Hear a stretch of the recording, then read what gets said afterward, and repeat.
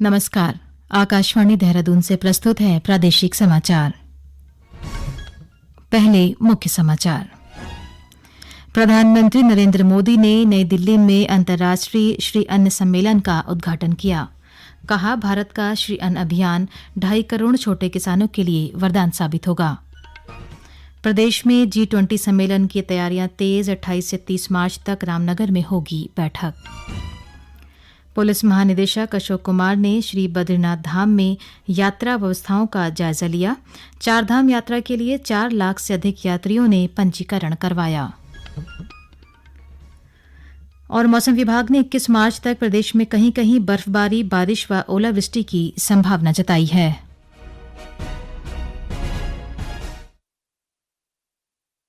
समाचारों के साथ मैं योशिता पांडे।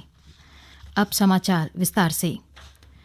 प्रधानमंत्री नरेंद्र मोदी ने कहा है कि श्री अन्न से देश के 2.5 करोड़ छोटे किसानों को लाभ होगा और हमारी ग्रामीण अर्थव्यवस्था सुदृढ़ होगी।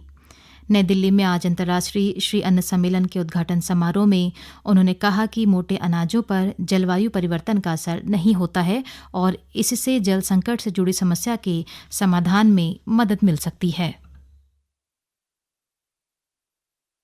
भारत का मिलेट मिशन श्री अन्न के लिए शुरू हुआ ये अभियान देश के 2.5 करोड़ किसानों के लिए वरदान साबित होने जा रहा है। आजादी के बाद पहली बार मिलेट पैदा करने वाले 2.5 करोड़ छोटे किसानों की किसी सरकार ने इतनी बड़ी मात्रा में सुध ली है। प्रधानमंत्री ने कहा कि मित्र देशों के बीच मोटे अनाजों के उत्पादन की शैली को साझा करने के लिए एक स्थिर व्यवस्था विकसित करने की आवश्यकता है। उन्होंने कहा कि इस व्यवस्था से एक ऐसी आपूर्ति श्रृंखला बन सकती है जिससे मोटे अनाजों को कारगर तरीके से खेत से बाजार तक पहुंचाया जा सकेगा। श्री मोदी ने कहा कि देश के कुल अनाज उत्पादन में मोटे अनाज की हिस्सेदारी लगभग 6% है। उन्होंने वैज्ञानिकों और अनुसंधानकर्ताओं से अपील की है कि इस हिस्सेदारी को बढ़ाने में योगदान दें। श्री मोदी ने कहा कि यह गर्व की बात है कि संयुक्त राष्ट्र ने भारत के प्रस्ताव को मानते हुए वर्ष 2023 को अंतर्राष्ट्रीय मोटा अनाज वर्ष घोषित किया है। प्रधानमंत्री ने कहा कि मोटे अनाज हमारे स्वास्थ्य और मिट्टी दोनों के लिए अच्छे हैं और इनसे जलवायु परिवर्तन, खाद्य सुरक्षा तथा जीवन शैली से जुड़ी बीमारियों की चुनौती का सामना किया जा सकता है। उन्होंने कहा कि श्री अन्न का संबंध केवल हमारे आहार या कृषि से नहीं है, बल्कि यह हमारे देश की खुशहाली का साधन है। सम्मेलन में प्रदेश के कृषि मंत्री गणेश जोशी भी शामिल हुए। अब सुनिए आकाशवाणी के लोकप्रिय कार्यक्रम प्रधानमंत्री के मन की बात पर आधारित विशेष श्रृंखला। आज की कड़ी का विषय है परीक्षा तनाव।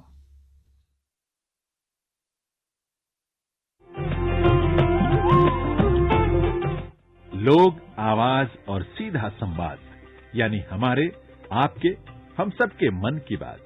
जी हां, ऐसे ही करोड़ों लोगों से जुड़ते हैं हमारे प्रधानमंत्री आकाशवाणी पर हर महीने के आखिरी रविवार को मन की बात कार्यक्रम के साथ। 3 अक्टूबर 2014 को शुरू हुआ ये सिलसिला इस बार अप्रैल में अपनी 100वीं कड़ी के साथ जारी रहेगा। इस अवसर पर आकाशवाणी इस विशेष कार्यक्रम से प्रधानमंत्री के कुछ ऐसे चुनिंदा संबोधनों को प्रस्तुत करने जा रहा है जिन्होंने देश को नई राह दिखाई। कार्यक्रम की 6वीं कड़ी में पेश है मन की बात का वो अंश जिसके जरिए बच्चों के दिलों से परीक्षा का डर दूर करने में मदद मिली। प्रधानमंत्री नरेंद्र मोदी मन की बात में सामयिक विषयों पर ही संदेश देते रहे हैं। फरवरी का महीना ऐसा होता है जब बोर्ड की परीक्षाएं सिर पर होती हैं।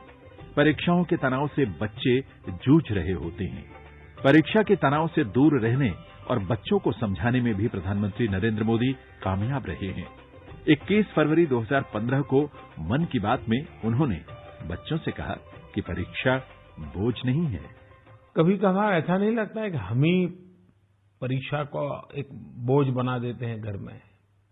और बोझ बनाने का एक कारण जो होता है ये होता है कि हमारे जो रिश्तेदार हैं, हमारे जो यार दोस्त हैं, उनका बेटा या बेटी हमारे बेटे के बराबरी में पढ़ते हैं। अगर आपका बेटा 10वीं में है और आपके रिश्तेदारों का बेटा 10वीं में है तो आपका मन हमेशा इस बात को कंपेयर करता रहता है कि मेरा बेटा उनसे आगे जाना चाहिए, आपके दोस्त से बेटे से आगे होना चाहिए।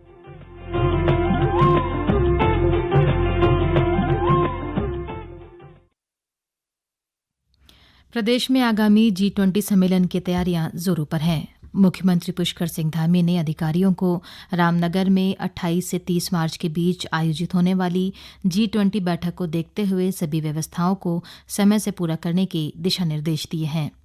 उन्होंने कहा कि G20 सम्मेलन के जरिए राज्य की समृद्ध सांस्कृतिक विरासत, पर्यटन और जैव विविधता से विश्व को परिचित कराने का यह अवसर है।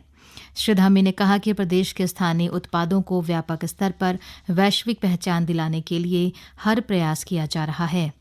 उन्होंने G20 की बैठकों में आयोजन स्थल पर स्थानीय उत्पादों पर आधारित स्टॉल लगाने को कहा, साथ ही योग और पंचकर्म की व्यवस्था करने के भी निर्देश दिए। ये समाचार आप आकाशवाणी देहरादून से सुन रहे हैं। पुलिस महानिदेशक अशोक कुमार ने आज श्री बद्रीनाथ धाम में यात्रा व्यवस्थाओं का जायजा लिया।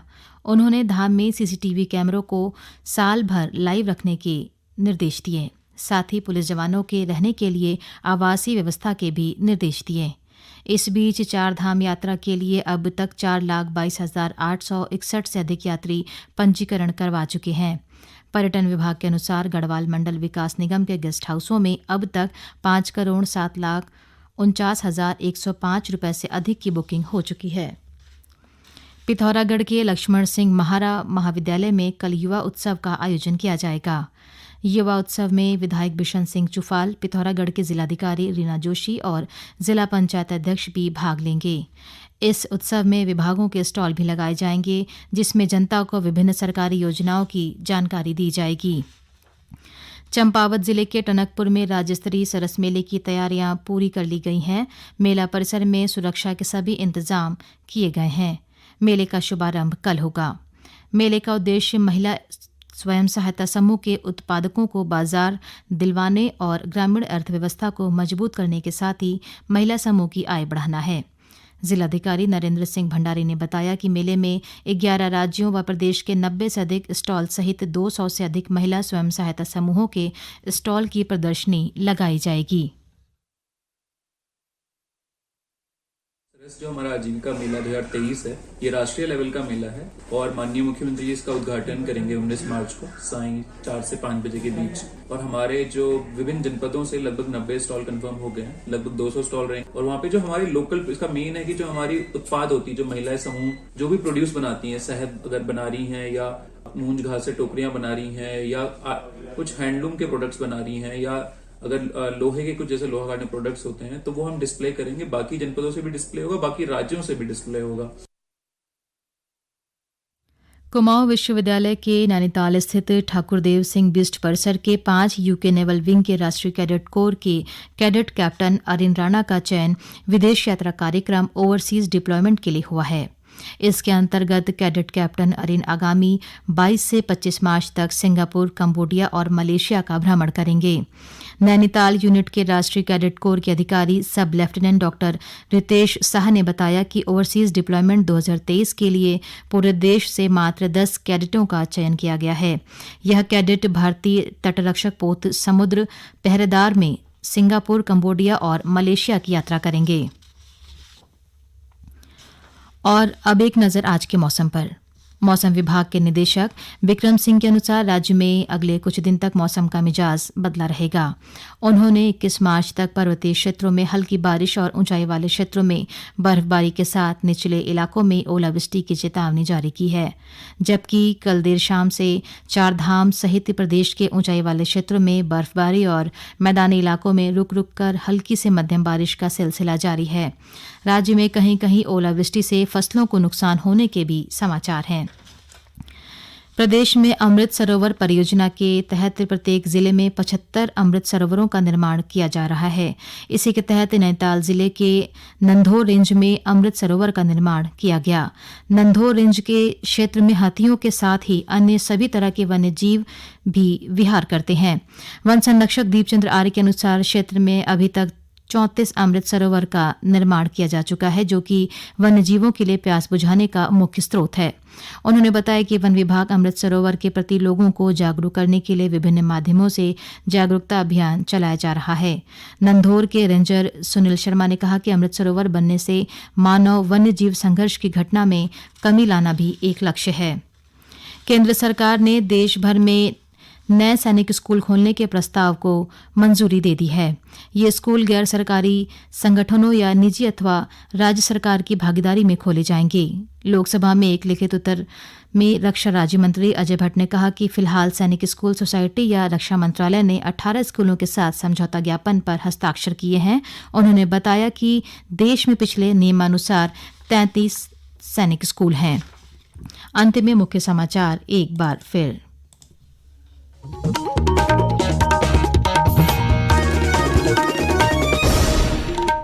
प्रधानमंत्री नरेंद्र मोदी ने नई दिल्ली में अंतर्राष्ट्रीय श्री अन्न सम्मेलन का उद्घाटन किया। कहा, भारत का श्री अन्न अभियान 2.5 करोड़ छोटे किसानों के लिए वरदान साबित होगा। प्रदेश में G20 सम्मेलन की तैयारियां तेज। 28 से 30 मार्च तक रामनगर में होगी बैठक। पुलिस महानिदेशक अशोक कुमार ने श्री बद्रीनाथ धाम में यात्रा व्यवस्थाओं का जायजा लिया। 4 धाम यात्रा के लिए 4 लाख से अधिक यात्रियों ने पंजीकरण करवाया। और मौसम विभाग ने 21 मार्च तक प्रदेश में कहीं कहीं बर्फबारी, बारिश व ओलावृष्टि की संभावना जताई। इसके साथ ही प्रादेशिक समाचार का ये बुलेटिन समाप्त हुआ। नमस्कार।